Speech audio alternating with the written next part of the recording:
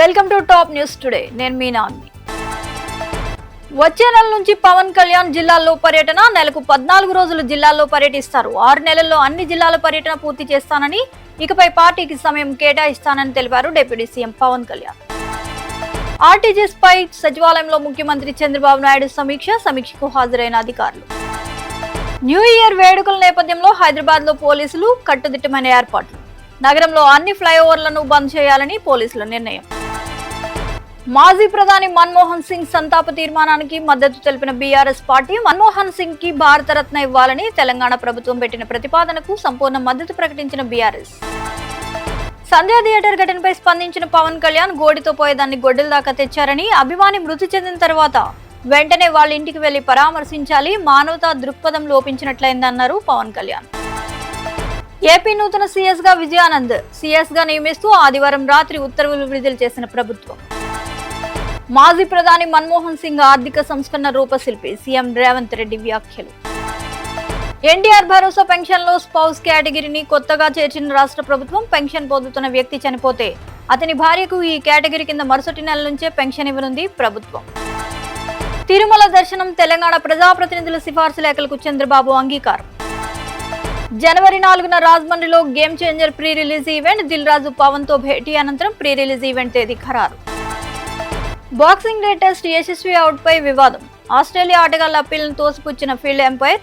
వెంటనే డిఆర్ఎస్ కోరిన captain Cummins. Snickometer లో స్పైక్స్ రాకుండా అవుట్ ఇచ్చిన థర్డ్ ఎంపైర్. పలు విమర్శలకు దారితీసిన వైనం. పూజార్లకు నెలకు 18,000 జీతం. ఎన్నికల హామీ ప్రకటించిన అరవింద్ కేజ్రీవాల్. H1B వీసాపై మరోసారి కీలక వ్యాఖ్యలు చేసిన ఎలన్ మస్క్. భారీ సంస్కరణలు తీసుకురావాల్సిన అవసరం ఉందని అభిప్రాయం. కనిష్ట వేతనాలను గణనీయంగా పెంచాలంటూ వ్యాఖ్యలు. 87 ఏళ్ల రికార్డు బ్రేక్ చేసిన చరిత్ర సృష్టించిన Bharat Aussies boxing day match. ఈ మ్యాచ్ టెస్ట్ క్రికెట్ చరిత్రలో అత్యధిక మంది ప్రేక్షకులు హాజరైన రెండవ మ్యాచ్. ఈ మ్యాచ్ ను వీక్షించడానికి 5 రోజుల్లో 3,50,000 మంది పైగా హాజరు. మండల పూజ అనంతరం డిసెంబర్ 26న మూసివేసిన శబరిమల ఆలయం నేడు తిరిగి తెరుచుకుంది. ఈ నెల 31న పల్నాడు జిల్లాకు సీఎం చంద్రబాబు. ఎల్లమందలోని పెన్షన్ల పంపిణీలో పాల్గొనున్న సీఎం. నష్టాలతోనే ప్రారంభమైన మార్కెట్. 450 పాయింట్స్ వద్ద కోల్పోయిన సెన్సెక్స్. 12 ఏళ్లకోసారి జరిగే మహాకుంభమేళాకు ఉత్తరప్రదేశ్లోని ప్రయాగ్రాజ్ సిద్ధమవుతోంది. మహాకుంభమేళాకు ప్రభుత్వం 7,500 కోట్లు ఖర్చు చేసి విస్తృత ఏర్పాట్లు. డిసెంబర్ 31న వైన్ షాపులు సమయ వేళలపై తెలంగాణ ప్రభుత్వం కీలక నిర్ణయం. బార్లు, రెస్టారెంట్లు కూడా తెల్లవారుజామున 1 గంట వరకు తెరిచి ఉంచేందుకు అనుమతి. పల్నాడులో బయటపడిన కాకతీయుల నాటి శాసనాలు. బయటపడిన 100 ఏళ్ల నాటికి రహస్యం.